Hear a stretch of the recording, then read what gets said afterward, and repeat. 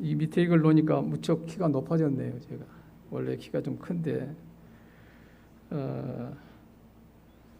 오늘 하나님 앞에 예배하는 모든 성도 여러분 가정과 여러분 자신의 주님의 은혜와 평강이 충만하기를 원합니다.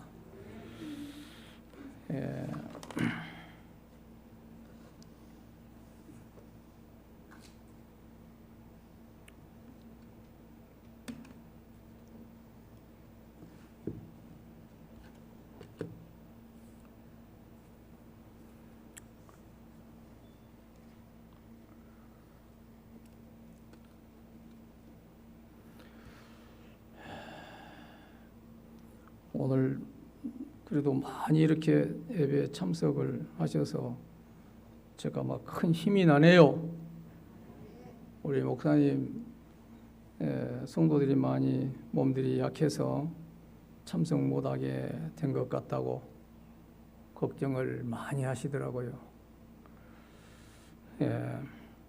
우리 옆 사람과 함께 인사 한번 하시죠. 하나님은 우리의 치료자요 보호자이십니다 하고 축복해 주십시오.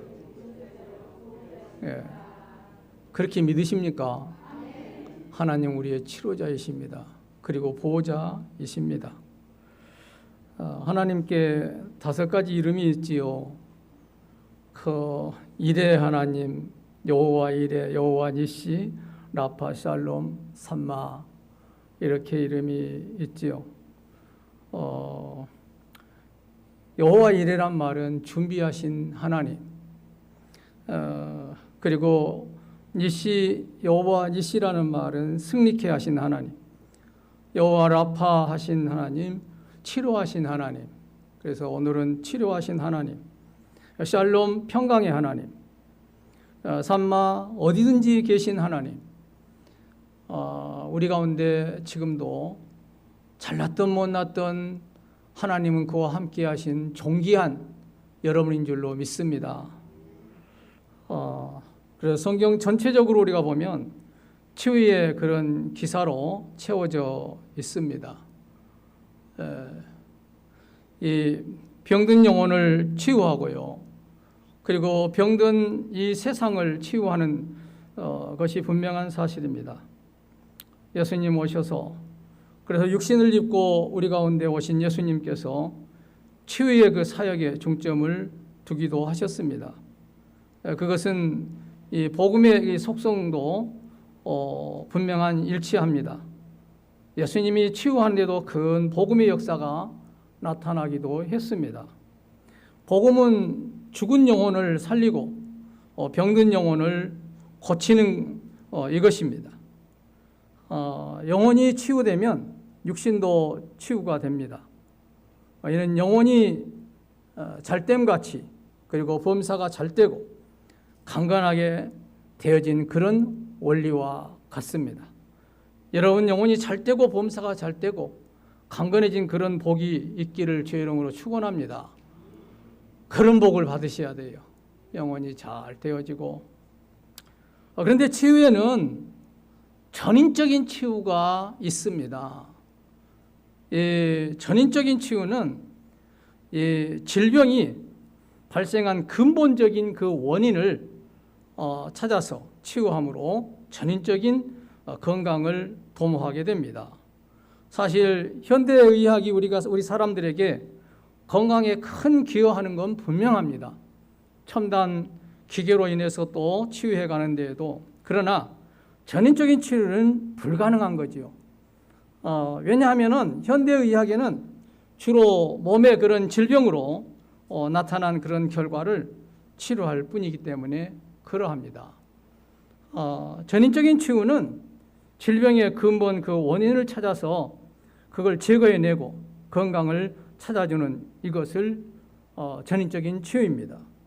전인적인 치유를 주장하는 그 사람들의 의하여서 얘기를 들어보면 그들의 논리를 보면은 사람을 구성하고 있는 그 영, 혼, 이 육은 따로 분리될 수가 없다.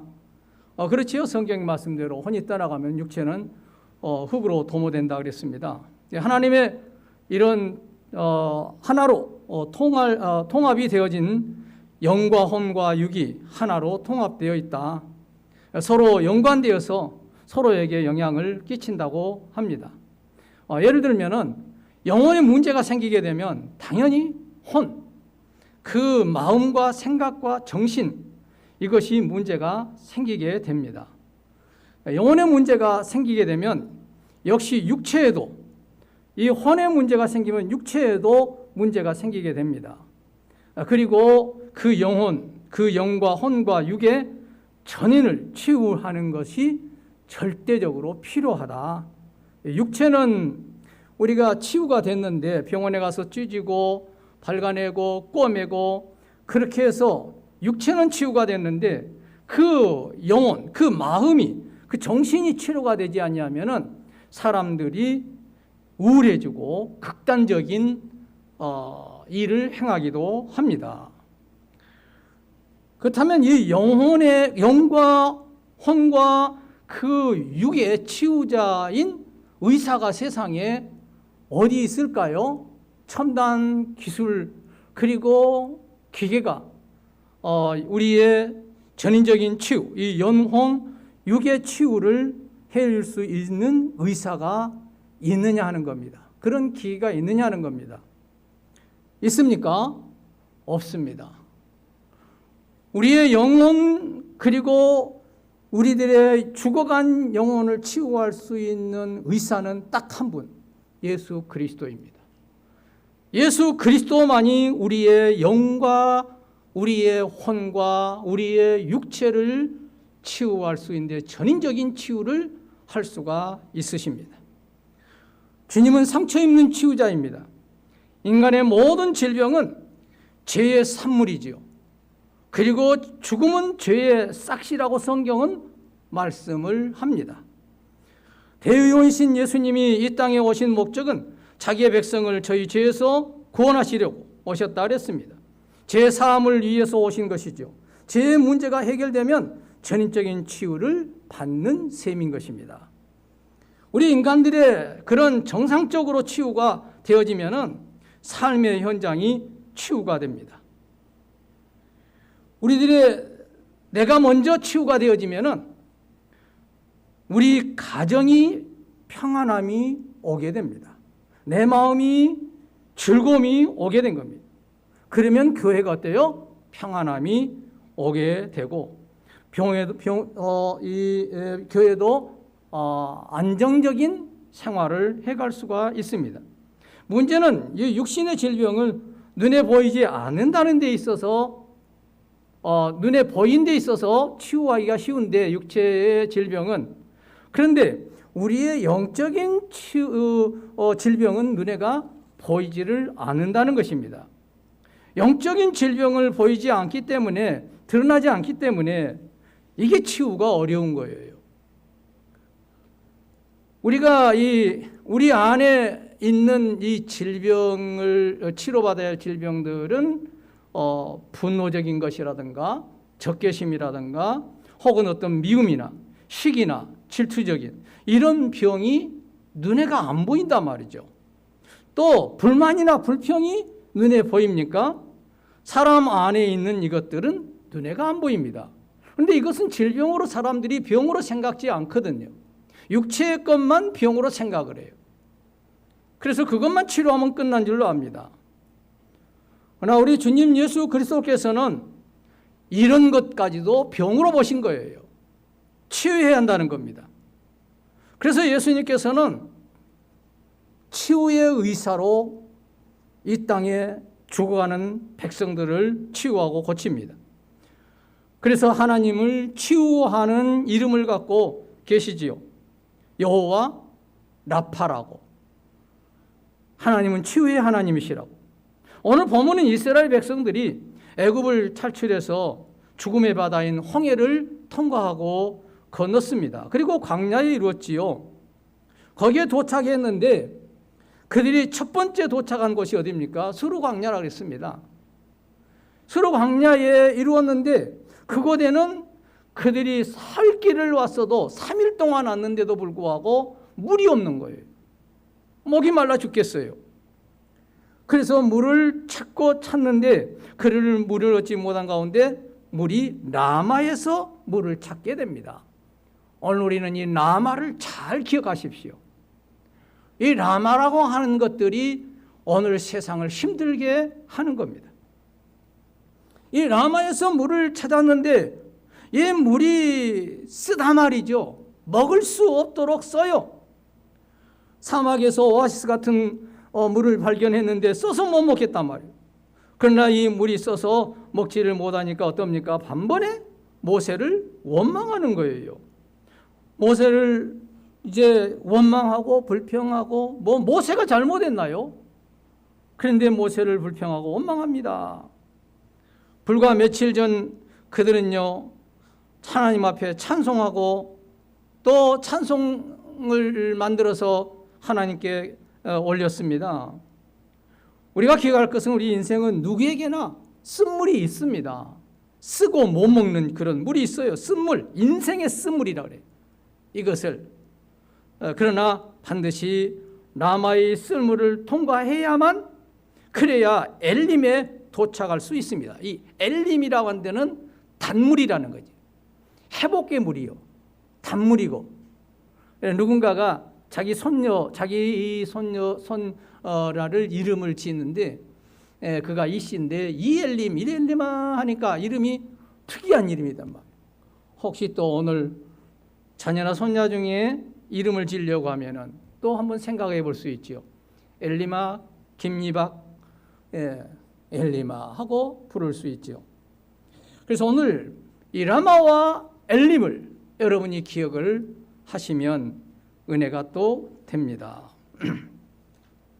이 엘림에는 물샘 12과 종려나무 70주가 있습니다. 그것은 완전한 휴식입니다. 그것은 안식처입니다. 한마디로 푸른 초장과 실만한 물가와 같은 곳입니다. 하나님은 이 라마 고통과 엘림의 그런 안식처를 준비해 놓고 계신 하나님이십니다. 우리 인생의 앞에는 라마라고 하는 쓴 이 물도 있고요, 이 엘림이라고 하는 안식처도 있습니다. 이것이 바로 순례자들에게 주어지는 인생의 과정이라고 보아집니다. 인생을 살다 보면은 쓴맛도 있고 단맛도 있는 겁니다. 굴곡들이 있단 말씀이죠. 다만 문제는 라마를 바라보는 우리들의 그 시각이 중요합니다. 어떤 눈으로 보느냐? 우리 앞에 펼쳐진 라마의 쓴물, 그 앞에 어떤 자세를 취할 것이냐 하는 겁니다. 이스라엘 백성들처럼 누군가를 원망하면서 그것을 볼 것인가? 왜 쓴 것만 내게 왔냐? 하고 말이죠. 그 원망만 하고 있는 사람이 있는가 하면 어떤 사람은 모세처럼 하나님 앞에 엎드려 부르짖으며 기도하는 사람이 있단 말이에요. 우리가 원망한다고 해서 달라질 것은 없거든요. 방법은 하나님 하나밖에 없습니다. 오직 이 라마의 쓴물을 단물로 변화시키는 하나님께 부르짖는 것, 그리고 하나님의 그 도심을 받아서 하나님께서 좋은 방법으로 인도해 줄 것이라는 믿음을 갖고 나아가는 자에게 소망이 있을 줄로 믿습니다. 우리에게는 쓴물이 있어요. 인생의 쓴물. 그러나 인생의 또 하나의 단물이 있단 말이에요. 얼마나 이 대도적인 것들이 많이 있습니까? 비 온 후에 태양이 있고 말이죠. 그래서 오늘 우리는 이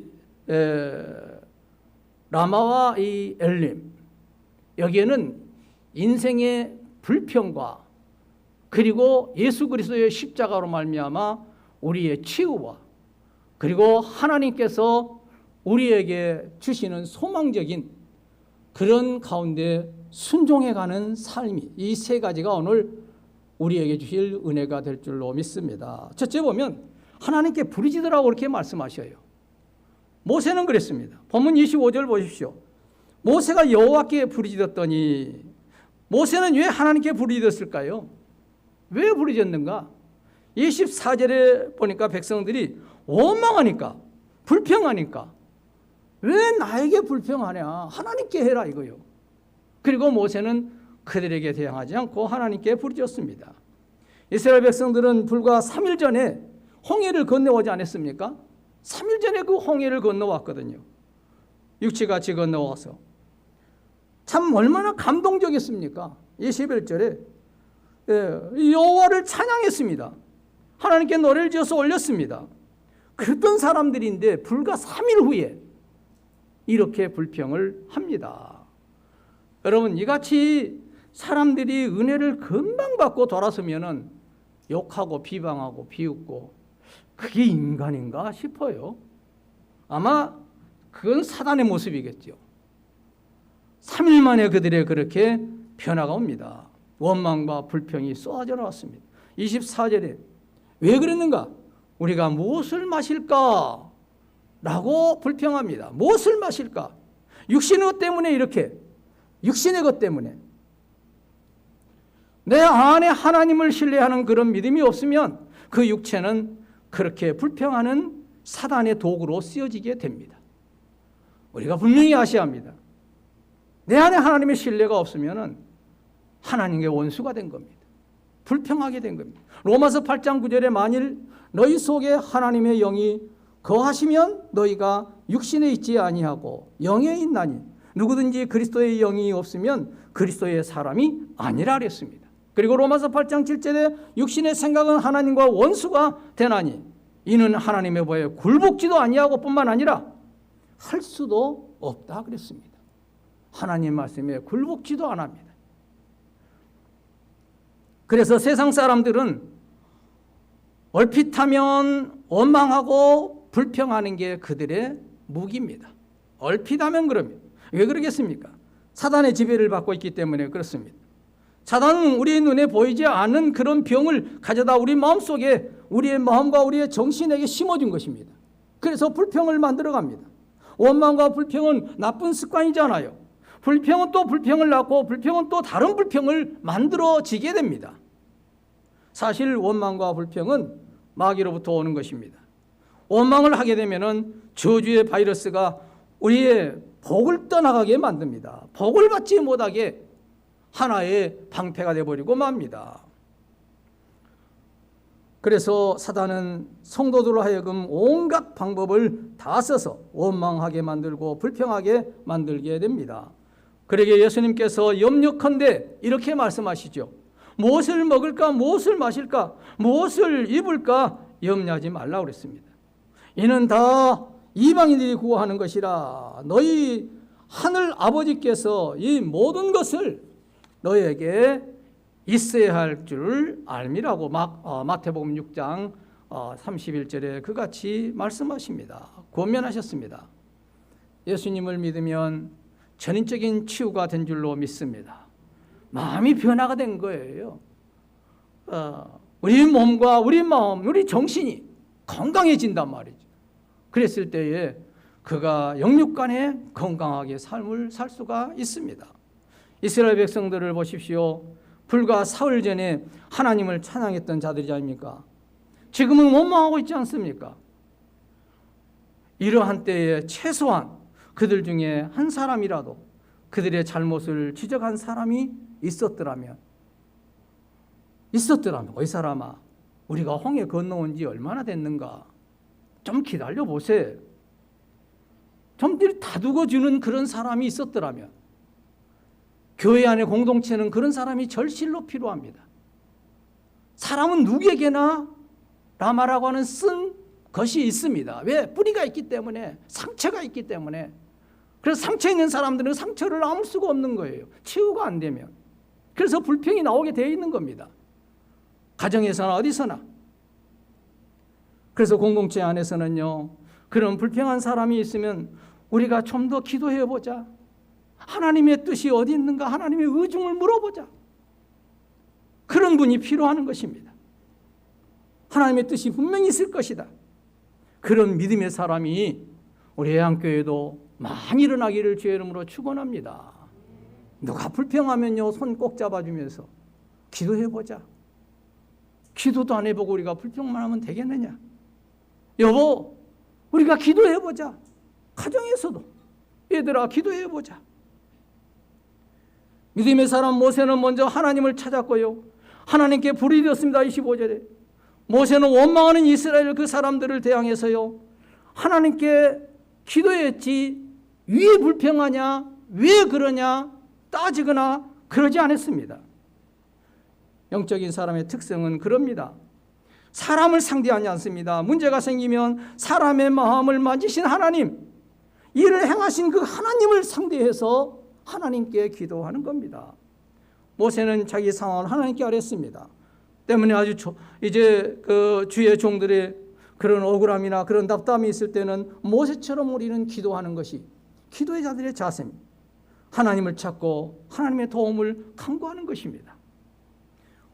오직 우리 인생의 문제를 해결할 분은 여호와 하나님밖에 없습니다. 사람이 아닙니다. 불평하고 우리가 원망하고 해서 어떤 것이 문제가 해결되거나 풀려지거나 하는 방법이 없습니다. 그냥 하나님께 기도하는 거죠. 누구에게나 인생 그런 라마의 쓴 물이 있습니다. 자녀 문제, 가정 문제, 사업 문제, 직장 문제, 건강 문제, 인간 그런 내가 직접 그러한 문제를 해결해 보려고 풀려고 해보십시오. 더 꼬이고 더 꼬여서 나중에는 더 상황을 크게 만들어 버릴 수밖에 없습니다. 모세의 그런 어려움을 라마의 쓴물이 아니었습니다. 라마의 쓴물보다 더 모세의 마음을 고통스럽게 했던 이것은 이스라엘 백성들의 완악한 마음이었습니다. 어쩌면 저렇게 강팍한 마음들이었을까?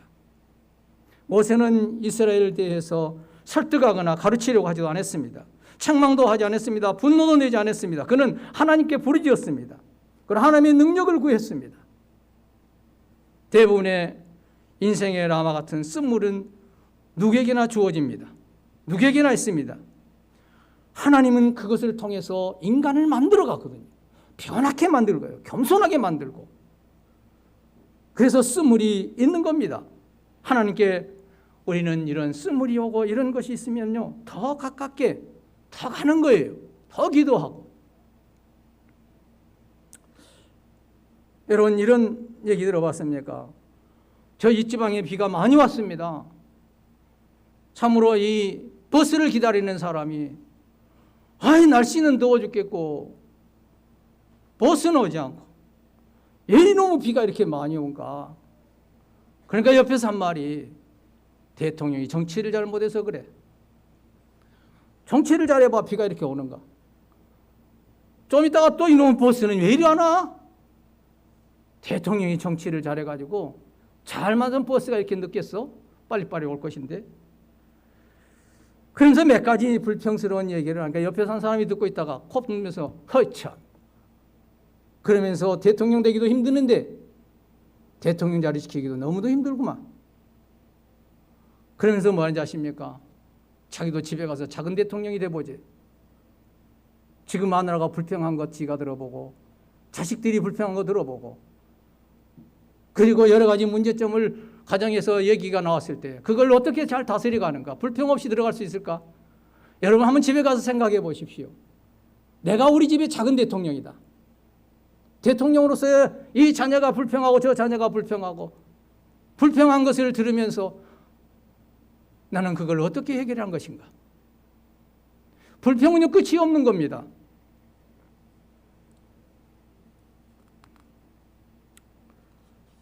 불평하는 사람들에게는 이거 습관화가 돼가지고 있어요.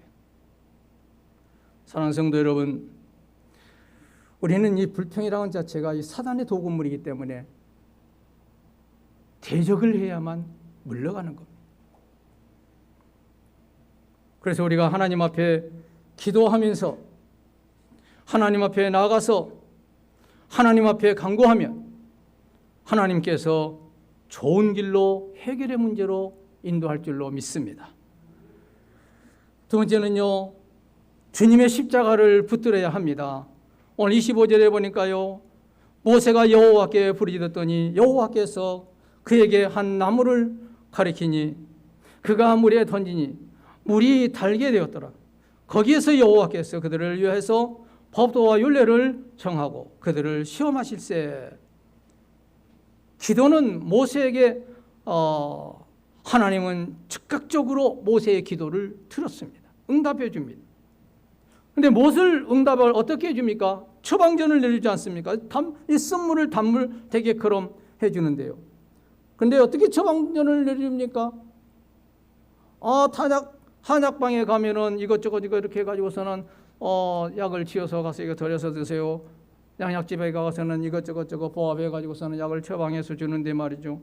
예수님께서는 나무를 가리키면서 물에 던지라는 거예요. 이게 치료의 방법이었습니다.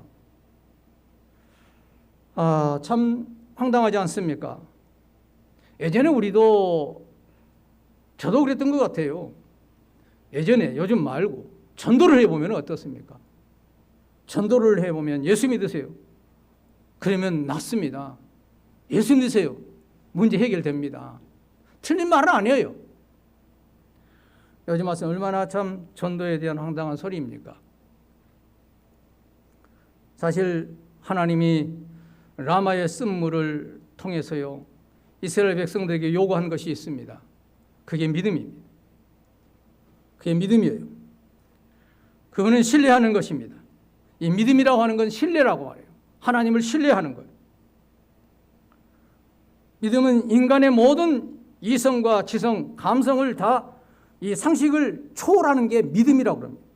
사람의 생각을 초월할 수 있는 게 믿음입니다. 대개 보면 우리가 무슨 일을 하면은 내 주머니에 10,000원밖에 없는데 어떻게 10만 원짜리 일을 할 수가 있어? 그럴 수 있거든요. 믿음은 그거 아닙니다. 초월하는 거예요, 이게가. 하나님은 못할 게 없다는 것입니다. 그래서 내 수준의 하나님을 생각을 하고서는 이 일을 진행을 못해 가는 겁니다. 내 수준에 맞춰서. 앞에서 일을 저질러 놓으면 하나님이 그 일을 해나가시는데 말이죠. 그게 믿음입니다. 믿음은 인간의 모든 걸 초월할 수 있습니다. 인간의 생각이나 그런 상상을 초월하는 것이 바로 믿음입니다. 여러분, 믿음과 이 과학의 차이점을 아십니까? 믿음과 과학의 차이점. 믿음은 믿고 보는 것이 믿음이고, 과학은 보고 믿는 것이 과학입니다. 눈으로 확인해야만 믿어지는 게요. 그게 과학이에요. 하나님은 모세에게 한 나무를 던지라 했습니다. 모세는 어땠습니까? 그 나무를 물에 던지는 겁니다. 하나님의 섭리와 모세에게 전달되어진 것입니다. 하나님의 마음이 모세에게 전달된 겁니다. 그러나 그 쓴 물이 단물로 변했습니다. 오늘 본문에 나오는 이 나무, 이 가지에 무슨 신통한 능력이 있어서가 아닙니다. 나무 가지의 능력이 아니라 하나님의 말씀의 능력입니다. 나무를 던지라. 능력의 말씀입니다.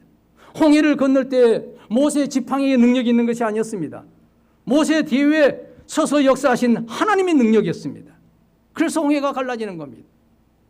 오늘 본문에 나오는 이 한 나무를 구속사적으로 우리 한번 생각해 보십시다. 구원하는 나무라고 생각해 보십시다. 예수 그리스도를 십자가를 상징하게 되어진 것입니다. 이 나무의 십자가가 의미하는 것입니다. 이 나무는 생명나무입니다. 요한계시록 22장 2절의 말씀에 사시사철 12가지의 과실을 맺는 생명나무인 것이죠. 첫째 아담이 선악과 나무를 넘어뜨리는 범죄를 해버렸습니다. 두 번째 아담이신 우리 예수님께서 십자가를 지시고 거기에 매달려서 인생의 모든 지혜를 사망과 죽음에서 해결해 주시는 것입니다. 이게 생수 아닙니까? 이게 회복이 아닙니까? 단물이지 않습니까? 인생의 모든 죄와 질병과 사망의 문제를 다 해결하시고 그 영혼을 구원의 열매를 맺게 해주신 것입니다. 예수 그리스도가 바로 믿는 자에게 이런 역사를 이루고 그리고 삶의 길을 열어주신 줄로 믿습니다. 그러므로 누구든지 마라에 쓴 물의 문제를 단물로 해결하는 그런 변화를 위해서는 한 나무이신 우리 주님 예수 그리스도의 십자가를 바라보셔야 됩니다.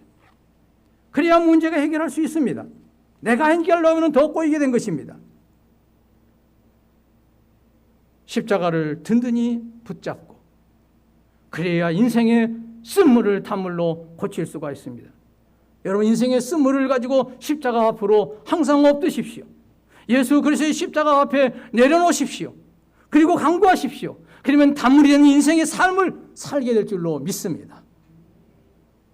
세 번째는요, 26절에 보니까 하나님의 말씀에 절대적으로 순종해야 된다고 가르치고 있습니다. 이르시되 너희가 너희 하나님 나 여호와의 말을 듣고 순종하고 내 보기에 의를 행하며 내 계명의 귀를 기울이며 내 모든 규례를 지키면 내가 애굽 사람들에게 내리는 모든 질병 중 하나도 너희에게 내리지 아니하리니 나는 너희를 치료하는 하나님이다.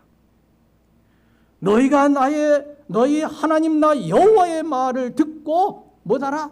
순종하라. 하나님은 치유하신 하나님입니다. 치료의 하나님이십니다. 이름이 여호와 라파인 것입니다. 여호와 라파, 못 고칠 병이 전혀 없으신 전능하신 하나님의 이름인 것입니다.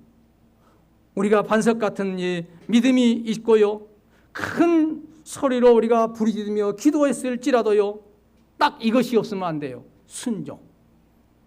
내가 정말 믿음이 좋다 할지라도, 기도를 많이 했다 할지라도 그 말씀에 순종이 없다면 아무 의미가 없는 것입니다. 하나님은 우리에게 믿음의 선물을 주셨습니다. 그리고 믿음의 기도를 응답하십니다.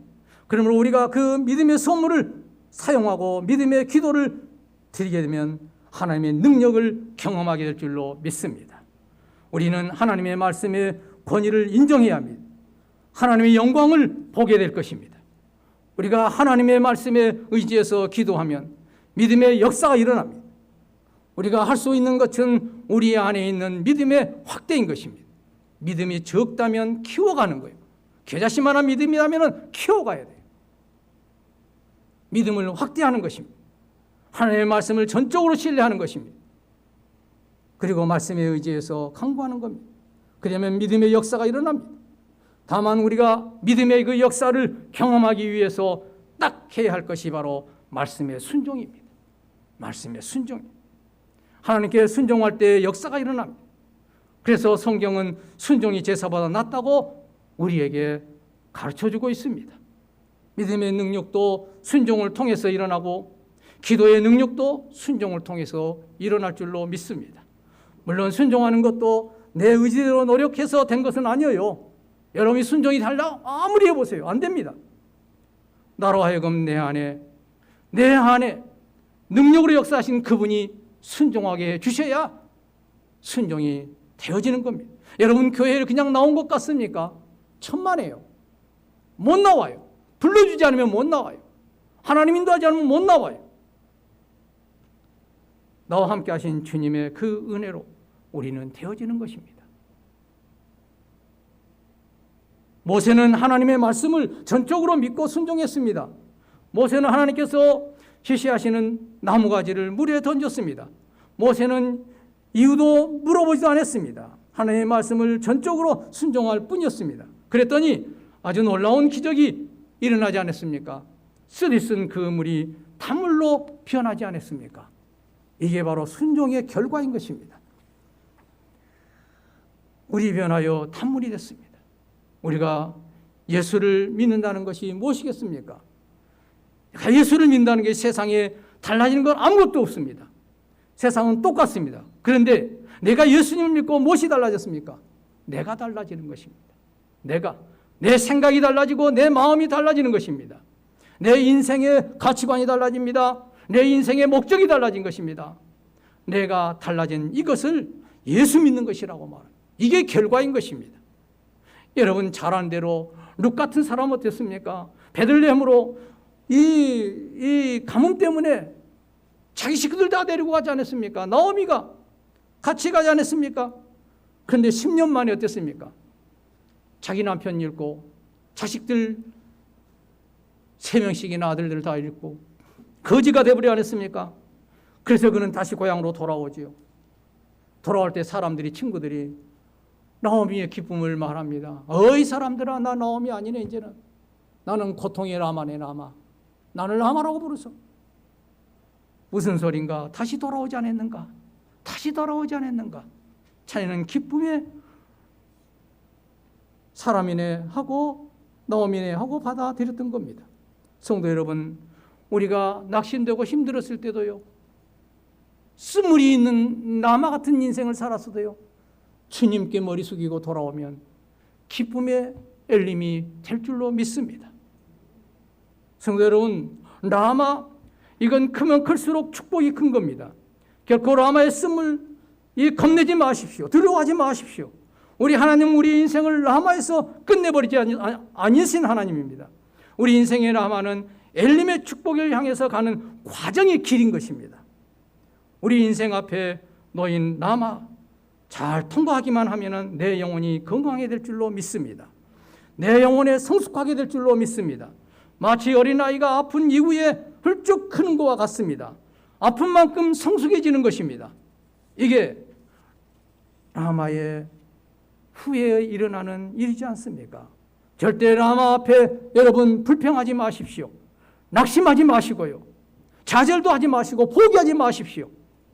라마 앞에 감춰진 엘림의 축복을 바라보십시오. 기대하십시오. 그러기 위해서 우리가 할 일이 있습니다. 끝까지 부르짖고 기도해야 합니다. 우리 주 예수 그리스도의 십자가만 든든히 붙잡으셔야 됩니다. 그리고 하나님의 말씀에 전적으로 순종하시기 바랍니다. 그리하면 내 안에 계신 주님의 능력 안에서 우리가 되어질 것입니다. 그러면 내 안에 사는, 내 안에 나를 통해 사신 주님이 나를 통해 일해 가실 것입니다. 이루어 가실 것입니다. 여러분, 주님은 나를 성전 삼아 내 안에 계십니다. 그분을 인정하십시오. 그분이 말씀을 들으시고, 하실 때 말씀을 들으시고 그 말씀에 따르십시오. 그러면 여러분에게는 삶의 맛을 보게 될 것이고 경험하게 될 것입니다. 우리는 오직 주님과 한 생명으로 연합해서 주님만 바라보고 살면 주님이 내 안에서 일하실 줄로 믿습니다. 모든 것을 치료하실 줄로 믿습니다. 할렐루야. 기도하겠습니다. 자비하신